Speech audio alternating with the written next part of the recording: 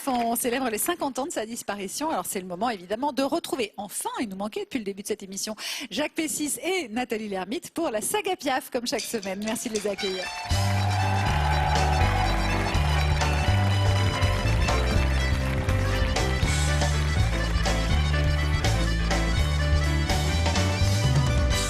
Bonjour à tous. Bonjour. Depuis le début de cette saison 4 de Shabada, vous nous avez raconté l'histoire d'Edith Piaf en chanson. Alors aujourd'hui, c'est... Alors aujourd'hui, on va aller au 5 octobre 1960, Oui. à 14h exactement. Ah. Edith Piaf rentre de 3 jours à la campagne, au Allier, chez son impresario, Loulou Barrier. Elle est fatiguée parce que l'air de la campagne, ça lui réussit pas. Quand on est habitué à Paris, on n'aime pas autre chose. Alors, elle veut voir personne.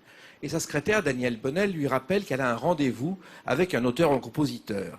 Et dès qu'elle donne leur nom, Piaf se met en colère. Michel Vauquer et Charles Dumont. Elle ne veut pas les voir. Vauquer, il lui a écrit des chansons, mais notamment la dernière était avec une dame mondaine qu'elle ne supportait pas, donc il est puni. Quant à Charles Dumont, il lui a déjà proposé 3 chansons qu'elle a refusées avec une mauvaise foi totale, en disant par exemple à propos des flonflons du bal, cette chanson est tellement bonne que je ne peux pas la chanter. Ils insistent tellement qu'elle sort de la chambre, elle accepte du bout des lèvres d'écouter la chanson. Charles Dumont se met au piano, il commence à jouer cette chanson. Elle lui dit recommence encore une fois. Et à la fin, elle dit cette chanson, mon petit, va faire ta fortune. Et cette chanson, c'est non, je ne regrette rien. Avec mes souvenirs, j'ai allumé le feu, mes chagrins, mes plaisirs.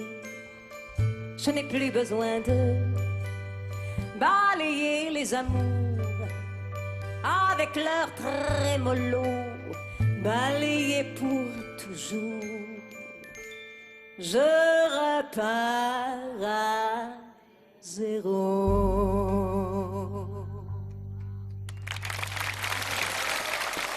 Non, je ne regrette rien, c'est un petit peu la devise de l'art de bien vivre de Piaf, car elle n'a jamais rien regretté. Elle a beaucoup chanté, elle a parfois déchanté, mais sans regret. Elle a aimé aussi, elle a quitté, elle n'a rien regretté. Non, jamais. En revanche, d'autres ont pleuré, ceux qu'elle a quittés, mais elle a beaucoup pleuré aussi et beaucoup souffert à cause d'une polyarthrite qui lui a gâché les 10 dernières années de son existence. Et elle a tenu grâce à la chanson. C'est en chantant qu'elle trouvait la force encore de vivre.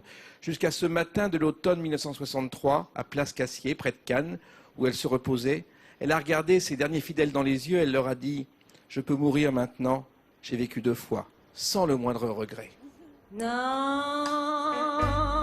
rien de rien. Non, je ne regrette rien. Ni le bien qu'on m'a fait, ni le mal. Tout ça m'est bien égal. Non, rien de rien. Non, je ne regrette rien, car ma vie, car mes joies, aujourd'hui, ça commence avec toi.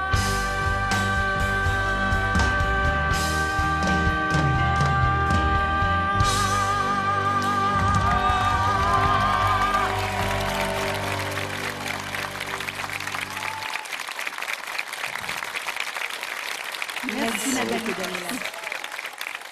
C'est fou parce que Natacha, Angoune, Pauline, vous êtes nés sur 3 continents différents.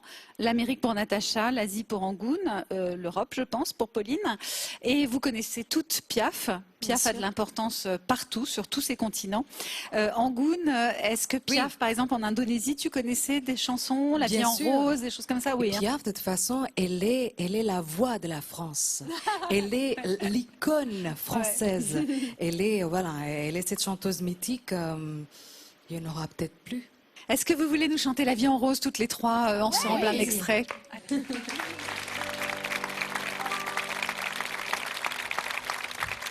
Des yeux qui font baisser les miens, Un rire qui se perd sur sa bouche. voilà le portrait sans retouche de l'homme auquel j'appartiens. Quand il me prend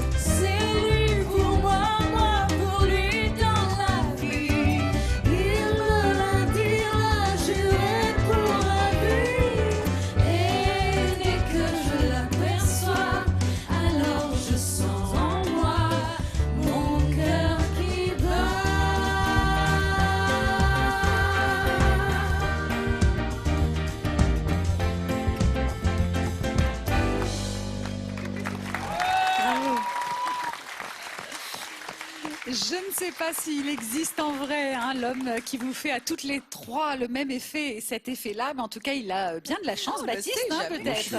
je suis une chance aujourd'hui. Nathalie, en septembre, sortira son album Hommage à Piaf. Il s'appelle donc Le choix de ma vie. Et c'est aussi le titre de la chanson que lui a écrit Francis Lay en hommage à la môme. C'est une chanson originale. Il y aura des titres inédits chantés par Piaf sur scène, mais jamais en enregistrement. Et aussi des duos. Donc on attend cet album de Nathalie qu'on retrouve la semaine prochaine, bien entendu, dans Chavada encore, avec impatience. La semaine prochaine, on évoquera Charles Trenet avec Patrick Bruel, qui sera notre